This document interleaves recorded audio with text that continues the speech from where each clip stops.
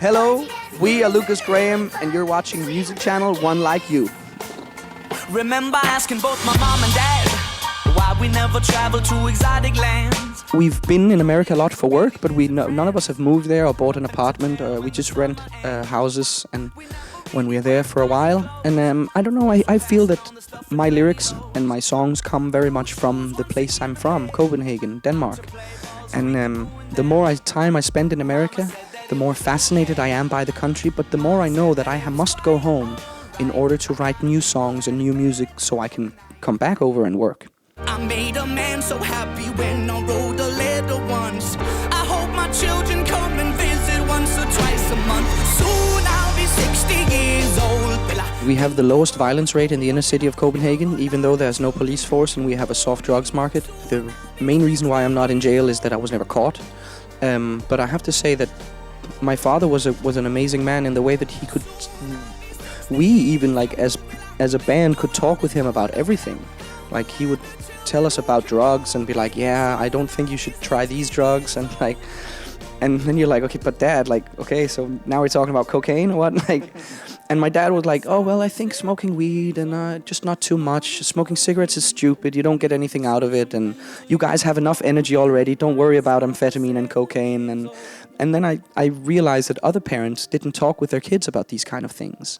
My father taught me about how you must treat every single woman with respect. We decided to fly over some friends from Denmark, and we brought these bikes with us from Christiania, the neighborhood I'm from, because the Americans wanted an American video, and I said, okay, we can give you this, but we need the video to be on our terms. We need it to seem like we're having fun, and we need to know the people. So almost half of the people in the shoot are actually people we know personally. When I'm drunk in the morning, I'm calling you. I just like lyrics to be meaningful and have a real story behind them.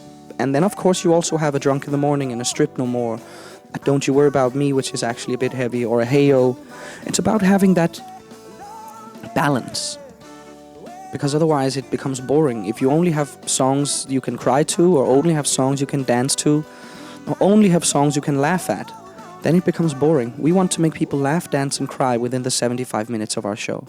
Are you gonna help me sing this one too, ladies and gentlemen? I like the idea of writing these heavy lyrics, because I mean, I didn't grow up in a nice and upper echelon neighborhood where, I mean, the whole idea of first world problems, like, I know it's been said a lot, and I guess I've only really had first world problems since we started playing as a band. I mean, I grew up wearing secondhand clothes and eating leftovers for dinner 4 nights a week, and I never thought that it was a negative thing, and which I don't think it is now. Everybody's like, hey, oh, she wants some. Put your hands up, ladies and gentlemen. I meet so many rich people that have so many problems, and I just don't want to be a rich and famous person who's depressed and having problems. I'd rather just live in my small apartment with my wife and kids and play music for a living.